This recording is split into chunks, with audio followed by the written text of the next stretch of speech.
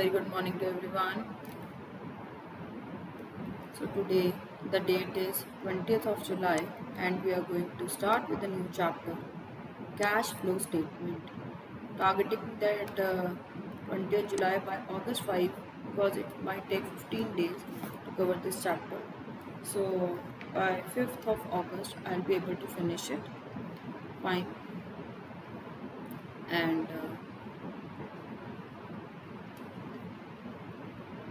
then we'll be left only with partnership. And partnership is again 4 chapters. 4 chapters means not lesser than 22 months, and take into consideration the September exams. Okay na? So if September exams are taken into consideration, then it might take 2.5 months. Means again targeting that our syllabus will be finished by October 20th. Fine. Cash flow statement. Which accounting standard? Accounting standard 3. AS3. Okay, like before I told you that in accounts, 3 main chapters are considered to be core chapters. Share capital, which we did in April. Not for profit making organization, which we did in +1 and which you found it to be difficult. And the third is cash flow statement. Short form साथ ही लिखवा देती हूँ. I will be using the short form again and again. ठीक है, cash flow statement. They say if a child is very thorough with the concepts of these 3 chapters, the child knows accounts very well. Now just introspect yourself. You know share capital very well. You knew NPO at your time very well. I mean, you were able to understand the technicalities of the chapter. And the third one is cash flow statement. So if you are well versed with these 3 chapters, you are well versed with accounts. ठीक है, जिनको हम कहते हैं so called brainstorming chapters. ठीक है, so I'm going to start with the chapter cash flow statement. Write down the definition of cash flow statement.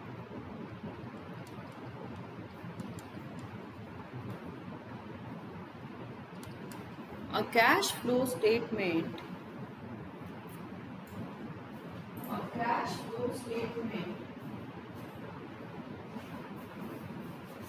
is a statement which is prepared. Might be like what I'm expecting, that your school will start with this chapter after completion of balance sheet. Might be. So a cash flow statement is a statement that shows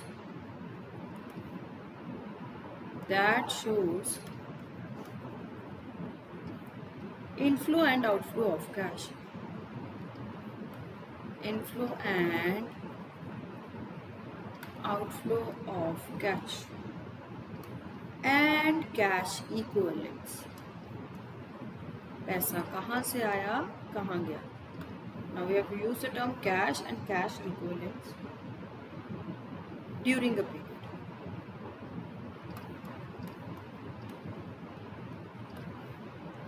So first of all, let us discuss cash equivalents.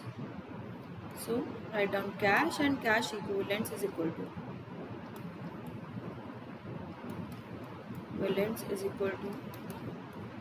cash plus near cash items.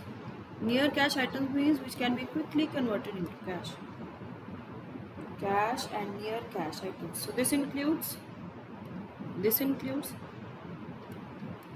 Cash in hand, जो हमारे purse में पैसे पड़े हैं, balance with bank, जो हमारे account में पैसे पड़े हैं, मार्केटेबल सिक्योरिटीज, जो हमारे पास ऐसी इन्वेस्टमेंट्स पड़ी हैं कि आज जाऊँ मार्केट में बेचूँ पैसा आ जाए. तो एक और नाम देते हैं शॉर्ट टर्म इन्वेस्टमेंट्स. एक और नाम देते हैं trade investments. Make proper notes. Trade investments. ठीक है जी. So this is the definition of cash flow statement. Cash plus near cash items. ठीक है. Now there are few when we do company accounts, we have to follow certain norms, rules and regulations. ठीक है. तो companies account ने कुछ prescribe formats दिए होते हैं. जैसे हमने कंपनी बैलेंस शीट की, it is a prescribe format given by company management by companies act. ठीक है. So we have to strictly follow that. Similarly statement of P&L given by companies act only we have to follow. So cash flow statement का format भी companies act ने ही दिया है. Very rarely it is prepared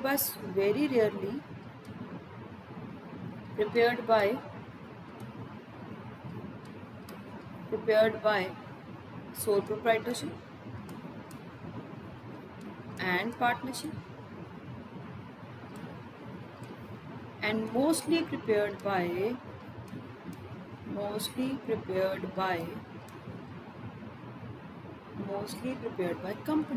companies बनाती हैं.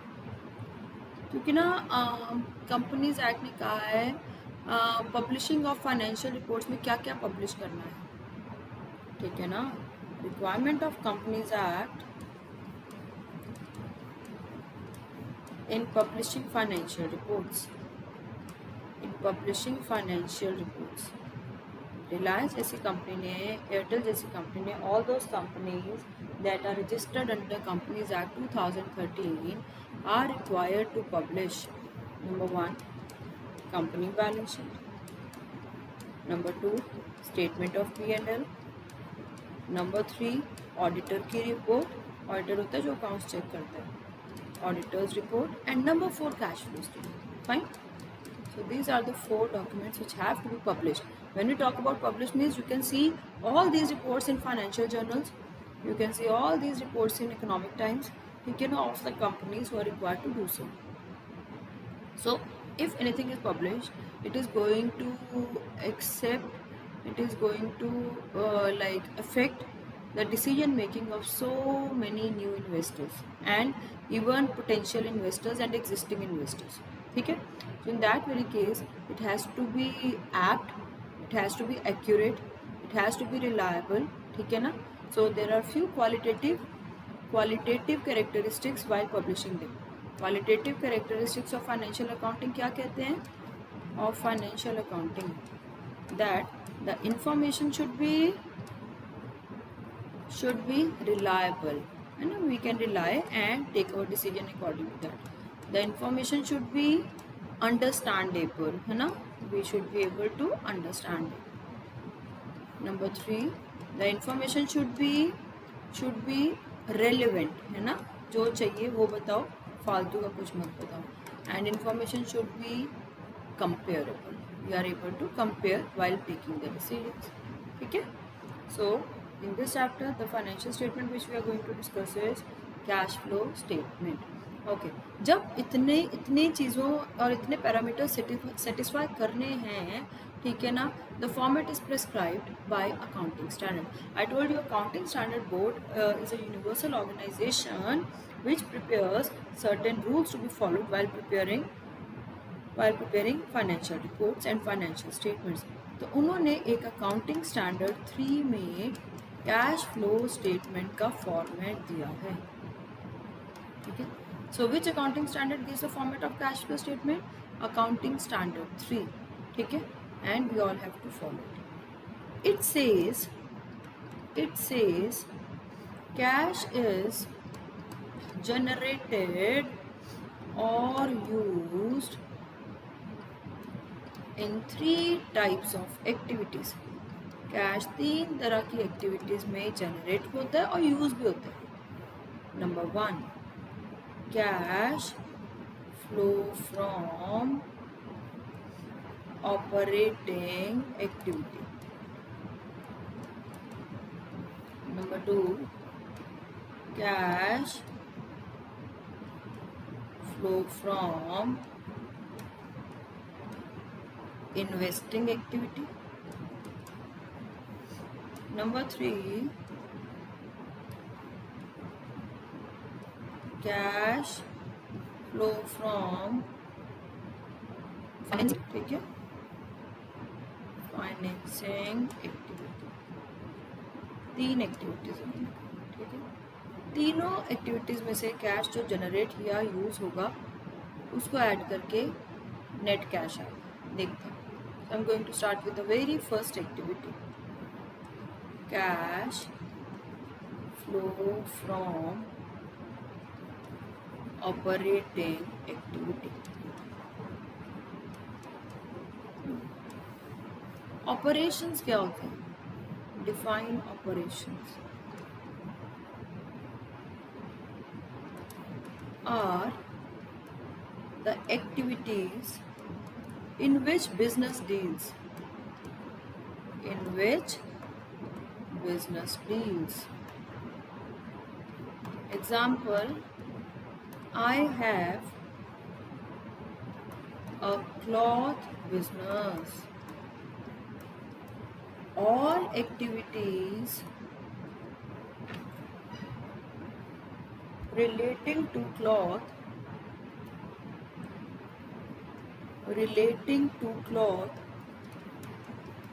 are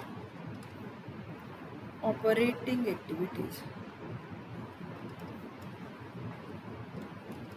All activities relating to cloth are operating activities. Purchase of cloth,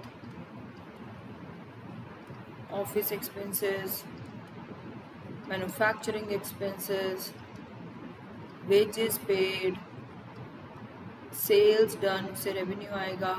All these activities are operating activities. ठीक है. तो if I make and if I recall the trading account of last year, this is trading and P&L account. So let us see. Make proper notes. I am explaining.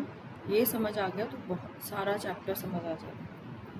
थोड़ा औखा है इसलिए ध्यान से करना. 2 ओपनिंग स्टॉक याद करो, 2 net purchases, by net sales, by closing stock, 2 direct expenses, 2 gross profit carried down, by gross profit brought down, by dividend received, by rent received, by interest received, by profit on sale of fixed asset, 2 office expenses, 2 selling expenses, 2 depreciation, 2 interest, 2 loss on sale of fixed asset, 2 general reserve बना दिया, 2 tax, 2 net profit. ठीक है जी. I am making a rough trading and P&L account which we do. Ma'am do we need to make it? You can see. मैं समझाना चाहती हूँ concept, ठीक है ना. तो आपने बनाना है, रफ में बना लो फटाफट. ओके. ऑपरेटिंग एक्टिविटी, बिजनेस की ऑपरेटिंग एक्टिविटी में क्या क्या आएगा? जैसे ये सारा तो ऑपरेशंस का पार्ट है, एम आई राइट? और यहाँ से सिर्फ इतना ऑपरेशंस का पार्ट है. Loss on sale of fixed asset, interest, rent receive. अब याद है रेशियो चैप्टर हम कर चुके हैं, इसमें नॉन ऑपरेटिंग में करवाती हूँ सब कुछ. इंटरेस्ट हो गया, लॉस ऑन सेल हो गया, all these are non operating. ठीक है, ठीक है. Is it clear? So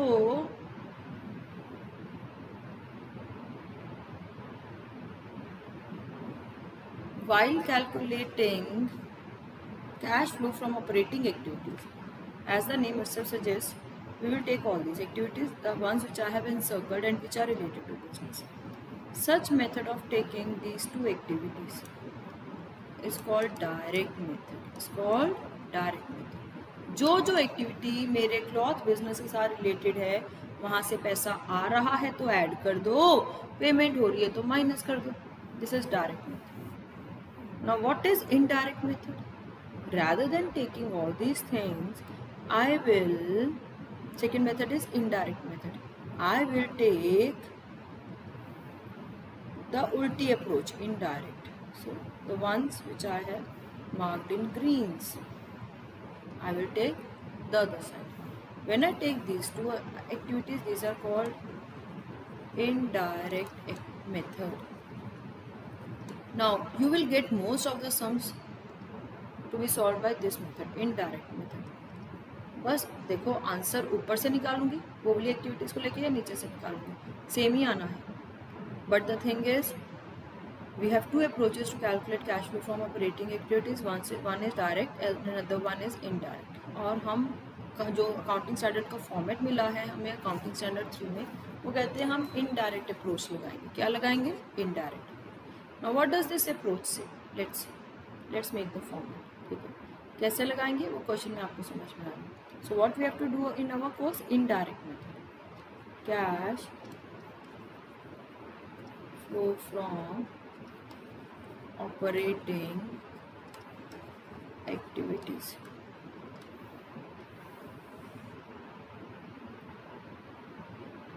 How will we do it? Let's see. Now what is the format of cash flow statement? Particulars, no debit, no credit. Why? It is a statement and a statement does not have debit and credit. ठीक है, particulars, details, amount. Particulars, details, amounts. ठीक है, चलो सबसे पहले हम बनाएंगे एक वर्किंग नोट. ये ना कुछ फॉर्मेट्स होते हैं जो लर्न ही करने होते हैं, तो ये देख के एक बार कॉपी करोगे, दूसरी बार लर्न करोगे और बनाओगे, तीसरी बार एक बार और लर्न करोगे और बनाओगे. You will have to make it 2 times. Now 3 activities ही we have just started with the first activity. So net profit earned working note में लेना. तो हाफ अ पेज या more than half a page छोड़ दो या 1 page ही छोड़ दो और पहले वर्किंग नोट बनाओ. Net profit earned plus PPT. First P stands for provision for tax. Then P stands for proposed dividend, preference dividend, interim dividend, and this stands for transfer to general reserve.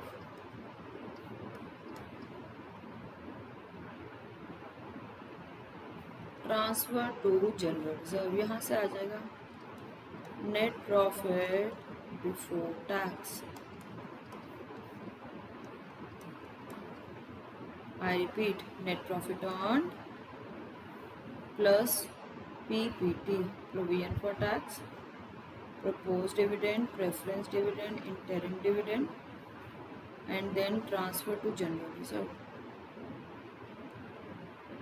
यहाँ से आया net profit before tax. ठीक है,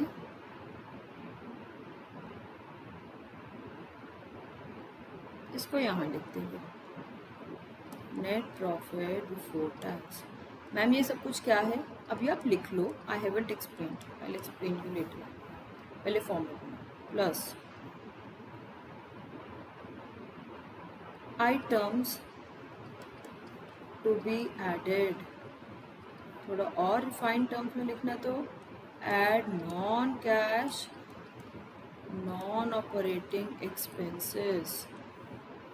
add non cash and non operating expenses. इसमें क्या आना है, इसमें देखते हैं क्या क्या ऐड करना है. We will add depreciation,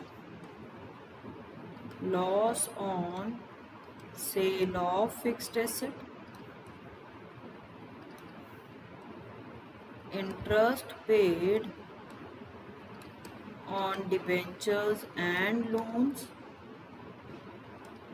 amortization of intangible assets, depreciation and amortization होता है of intangible assets,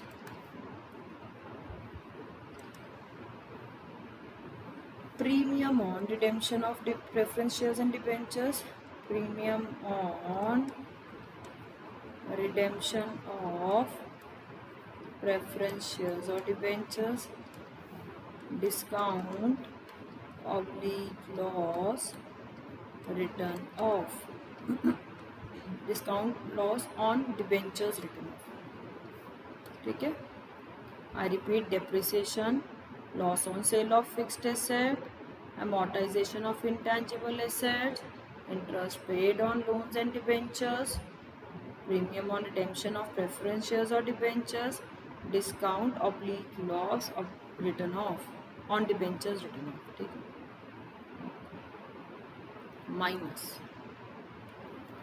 माइनस होगा items to be deducted.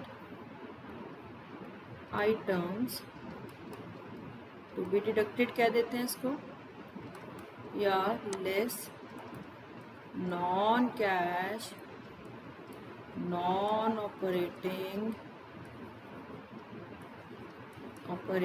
Incomes minus कर देंगे. ये लर्न कर लो, वही ड्रिप जो पहले सिखाया था, DRIP, dividend received, rent received, interest received, profit on sale of fixed asset, profit on sale of fixed asset. ठीक है.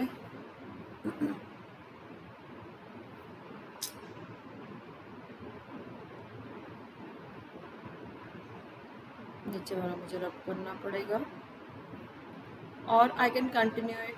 इसके नीचे वर्किंग नोट के नीचे मैं कंटिन्यू कर रही हूँ. ठीक है ना. आपने तो वर्किंग नोट एक पेज छोड़ के बनाया.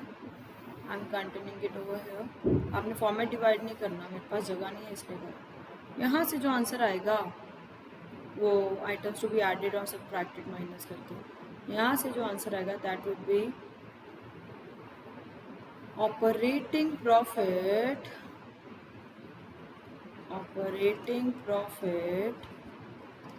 before working capital changes.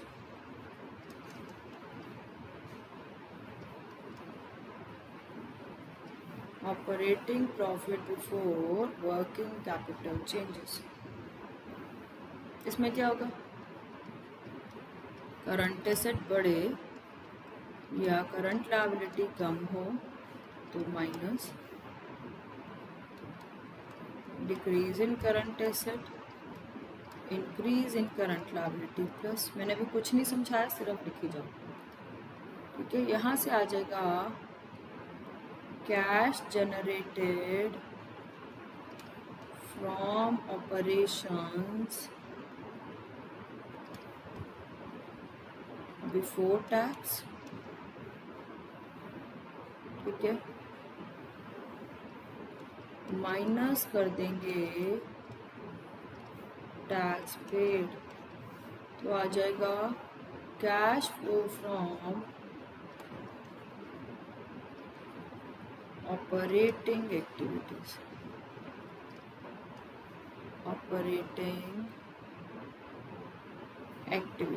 Fine.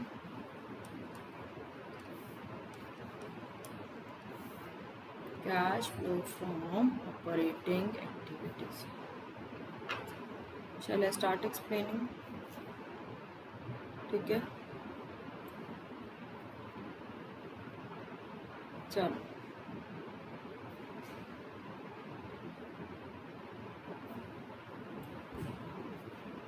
let's solve it.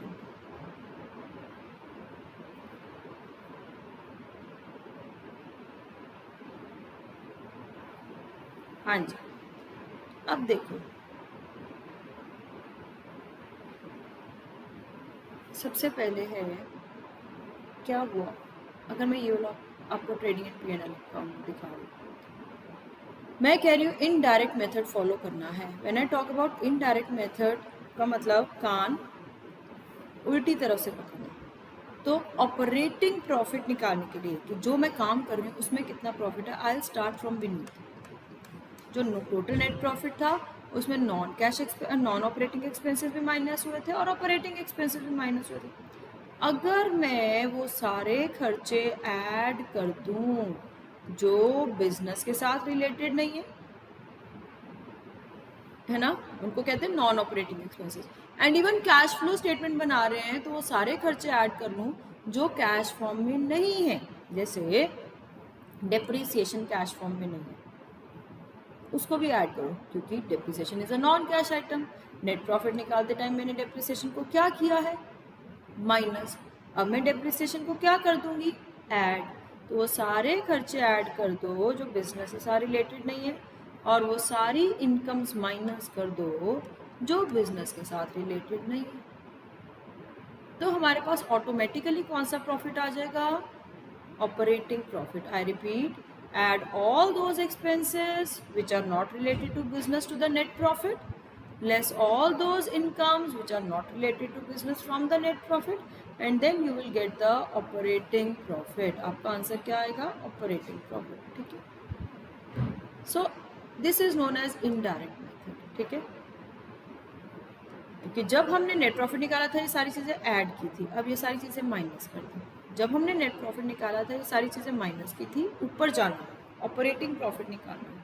आपको याद है ऑपरेटिंग प्रॉफिट का मैंने क्या फॉर्मूला लिखवाया था, operating profit is equal to net profit उल्टा प्लस नॉन ऑपरेटिंग एक्सपेंसेस, वही तो कर रही हूँ, माइनस नॉन ऑपरेटिंग इनकम्स, है ना। और नॉन ऑपरेटिंग के साथ अब एक और वर्ड आ गया नॉन कैश, तो देखो, ठीक है। अब इसमें मैंने एक और स्प्लिटअप किया, 3 आइटम्स को वर्किंग नोट में ऐड किया, बाकी आइटम्स को अंदर ऐड किया, ये भी कंपनीज ऐड का रूल है। 3 आइटम्स कैसे लर्न करनी है, how you have to learn, PPT, PPT, provision for tax. Ma'am tax तो बिजनेस का ही तो पार्ट है ऑपरेशंस का, why are we adding provision, we are adding provision, provision is non cash, तो नॉन कैश के रूल से ये ऐड हो रहा है, ठीक है। मैंने कहा ना हमने 2 चीज़ें ऐड करनी है, एक नॉन कैश एक्सपेंसेस और एक नॉन ऑपरेटिंग एक्सपेंसेस, ठीक है। Propose dividend, preference dividend, interim dividend, these are financial expenses.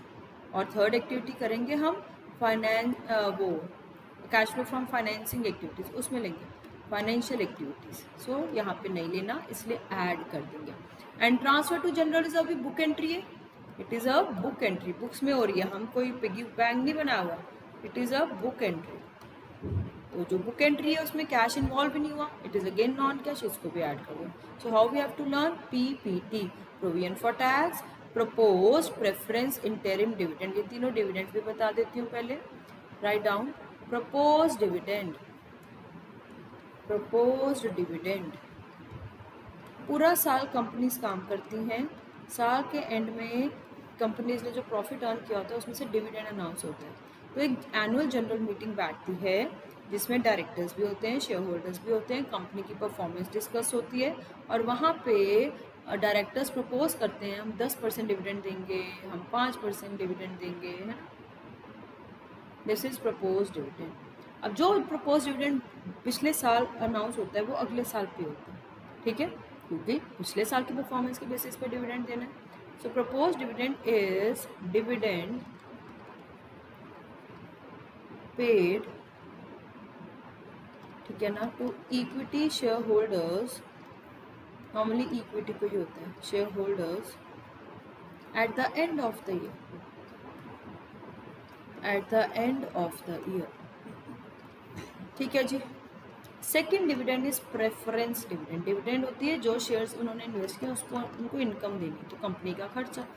Preference dividend given to preference share holder, preference share holder का डिविडेंड डिफाइंड ही होता है, अगर 7% प्रेफरेंस शेयर है इसका मतलब डिविडेंड 7% देना है, अगर 8% प्रेफरेंस शेयर है तो 8% देना है, सो उनका फिक्स्ड ही होता है, जैसे इंटरेस्ट ऑन डिबेंचर्स फिक्स होता है। थर्ड इंटरिम डिविडेंड, अच्छा कई कंपनीज ऐसी होती है जो बहुत ब्यूटीफुली काम करती हैं, बहुत प्रॉफिट कमाती हैं, वो फिर 6-6 महीनों बाद 3-3 महीनों बाद डिविडेंड के चेक्स बांटती रहती हैं। Given to equity only, given to equity shareholders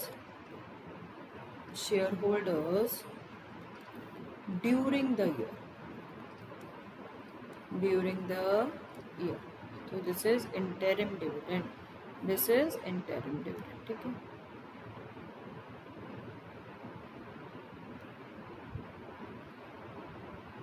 ठीक है, चलो जी, इतना कर लिया। ड्रिप, सॉरी, हाँ, ये 3 चीज़ें ऐड कर ली। यहाँ से जो प्रॉफिट आया, नेट प्रॉफिट बिफोर टैक्स, उसको कहाँ शिफ्ट करना है, कैश फ्लो स्टेटमेंट। ये वर्किंग नोट बनना है, एक पेज छोड़ दिया था उसके बाद, और जो एक पेज छोड़ा था उसको वैसे कंप्लीट करना है। नेट प्रॉफिट बिफोर टैक्स वहाँ से उठा लिया। अब है add the list of non cash non operating expenses, जो मैंने अभी ऊपर डिस्कस करा है। डेप्रिसिएशन इसलिए ऐड होना है, नॉन कैश है, चाहे ऑपरेटिंग है, but it is non cash.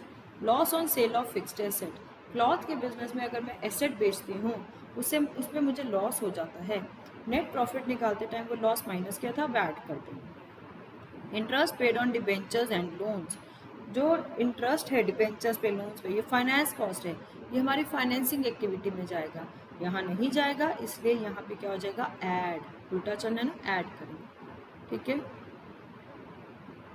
amortization of intangible assets, amortization means writing of intangible assets। ठीक है, जैसे डेप्रिसिएशन होती है टेंजिबल एसेट्स की, amortization होती है इनटेंजिबल एसेट्स की, ये भी ऐड। देन जो याद है हम 100 वाला डिबेंचर 110 पे रिडीम कर रहे थे, तो उस टाइम हम लॉस ऑन इशू बनाते हैं, वो लॉस कहाँ से लेते हैं, स्टेटमेंट ऑफ P&L, तो वो premium on redemption of preference shares भी ऐड हो जाएगा। ऐसे जो डिस्काउंट है वो कहाँ राइट ऑफ होता है, स्टेटमेंट ऑफ P&L। बट ये सारी चीज़ें हमारे बिजनेस के साथ रिलेटेड नहीं है, ये खर्चे नेट प्रॉफिट निकालते टाइम क्या हुए हैं, माइनस, अब इनको क्या कर देंगे, add. Next we have items to be deducted. Okay, items to be deducted again means जो बिजनेस से सारे रिलेटेड नहीं है, इनको हम कहते हैं non cash non operating incomes.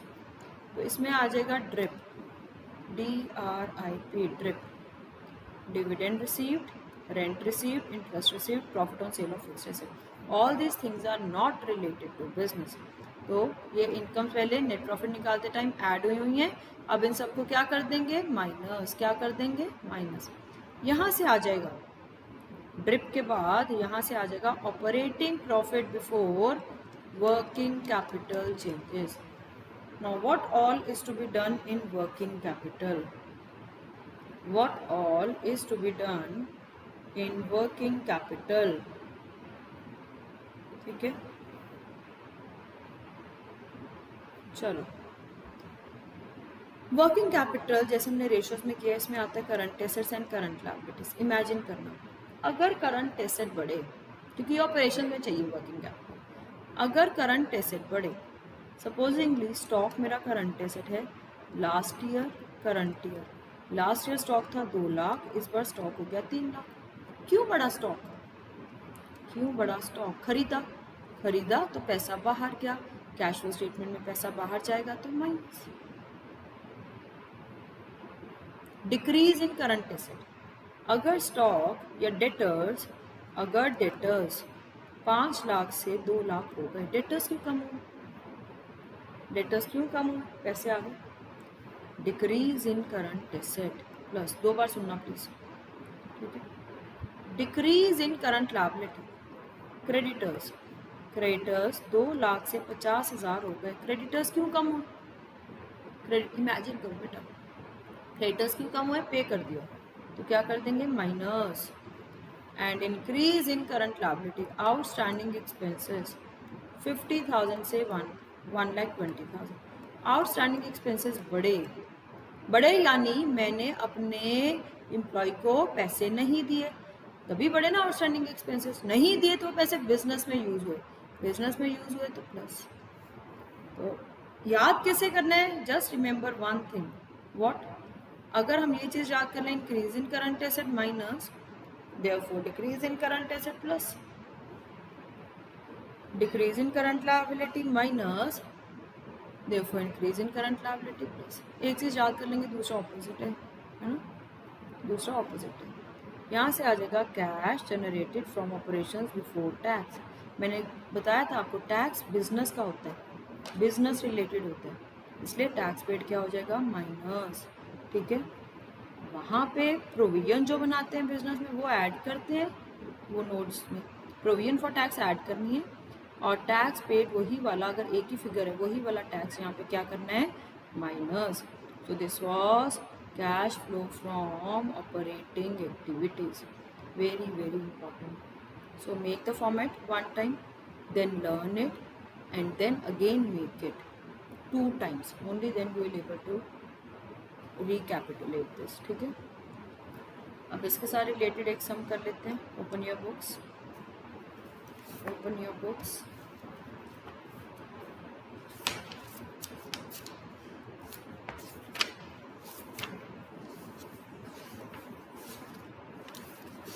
क्योंकि सीबीएसई के लिए भी ये मेन लेक्चर चलना है. जो सब मैंने कराना है मैं उसको पीडीएफ फॉर्म में बना देती हूँ. ठीक है. और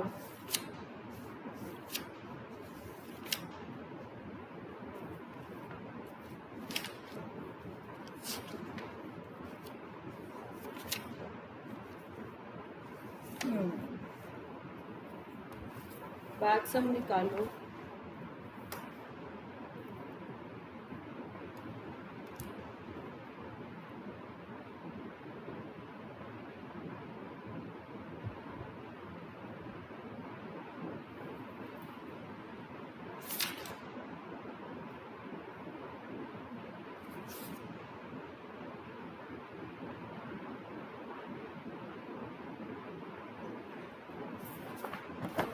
क्वेश्चन नंबर 18 डालना.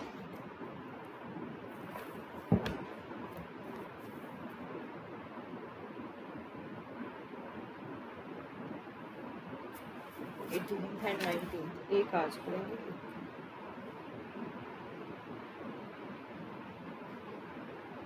चलो जी.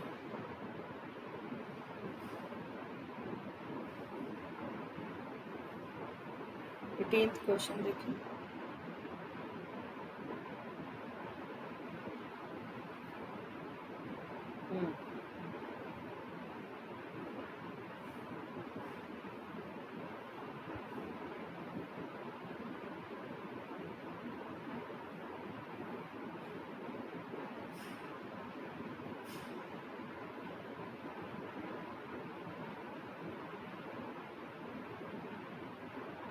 Let's begin. देखो जी, एक बार चेक कर लेना आपके बुक में क्वेश्चन नंबर 18 ही है.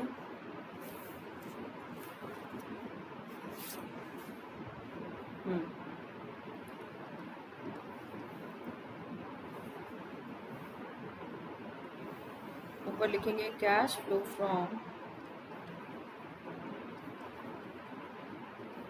Operating activities.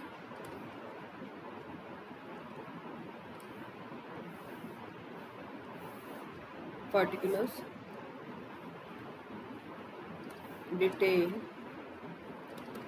rupees, amount, rupees. चलो, अब कैसे उठाना है क्वेश्चन में से इंफॉर्मेशन. ठीक है. कैसे उठानी है क्वेश्चन में से इंफॉर्मेशन.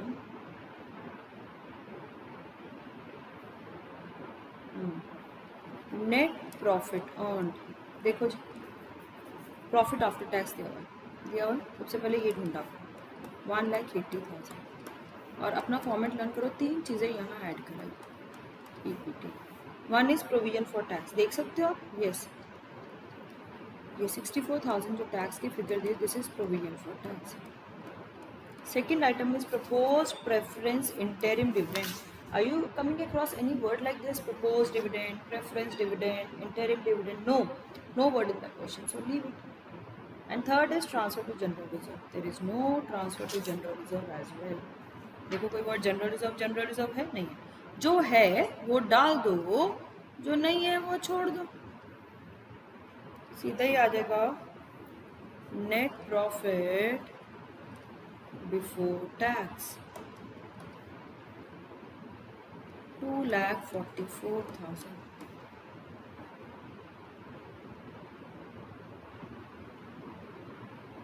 उस प्रॉफिट को यहाँ पे शिफ्ट कर दो. Net profit before tax 2,44,000. Add items to be added,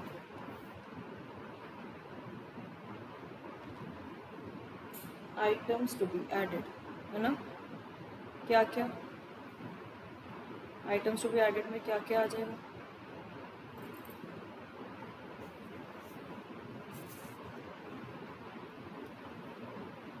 depreciation check करो, है? यस है। डेप्रिसिएशन ऐड कर दो, कितनी है? 1,85,000। डेप्रिसिएशन एंड अमोर्टाइजेशन हो गया। Second is loss on sale of fixed asset, yes है। नीचे देखो other expenses, loss on sale of, अपना फॉर्मेट अच्छी तरह याद करना ज़रूरी है, फिर उसमें से जो जो आइटम उठानी है उठा लो। Loss on sale of fixed asset. Third क्या लिखवाया था? Interest paid on debentures and loans, नहीं है, नहीं है। फिर लिखवाया था प्रीमियम ऑन रिडेम्पशन, वो भी नहीं है। और एक लिखवाया था discount oblique loss on debentures return of, नहीं है। बस 2 ही आइटम्स हैं। Next, less non cash and non operating incomes,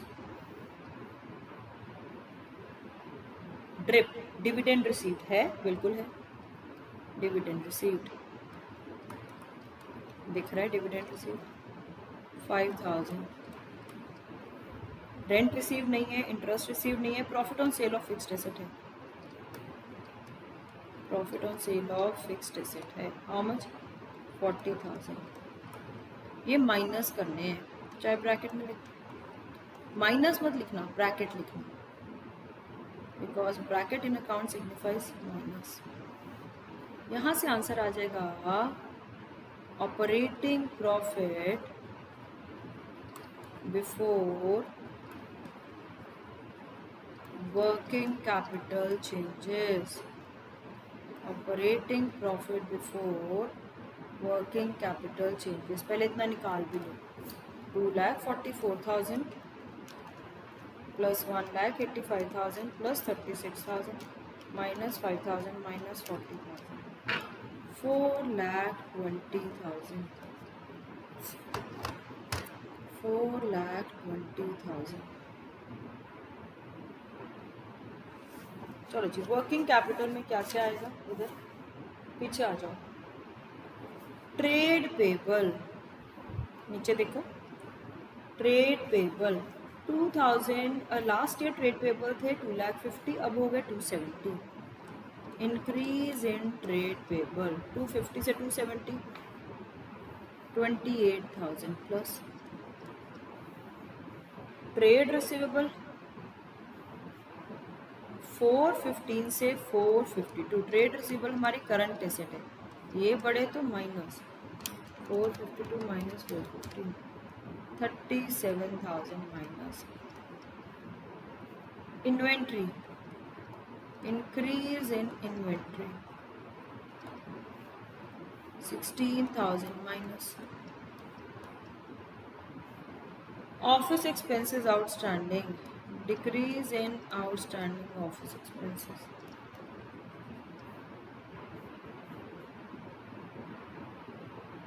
पे कर दिए होंगे, minus. Decrease in current liability minus. Selling expenses बढ़ रहे हैं, increase in selling expenses plus 5,000। ठीक है जी, ठीक है जी।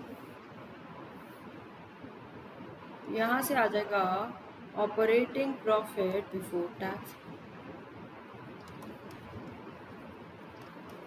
Before tax, that would be 4,20,000 plus 28,000 minus 37,000 minus 16,000 minus 5,000 plus 5,000, so that is 3,95,000। अब जो टैक्स एक ही फिगर थी उसको यहाँ माइनस कर दो, माइनस टैक्स पे 64,000। This is the final answer of cash flow from operating activities. Note this question and solve this question 2 times. Solve this question 2 times because this is very very important. एक बार ये चीज़ें बनानी आ गई format learn हो गया फिर कोई हमें बीट नहीं कर सकता, फिर हमारा कैश फ्लो बहुत स्मूथली और बहुत अच्छा चलेगा।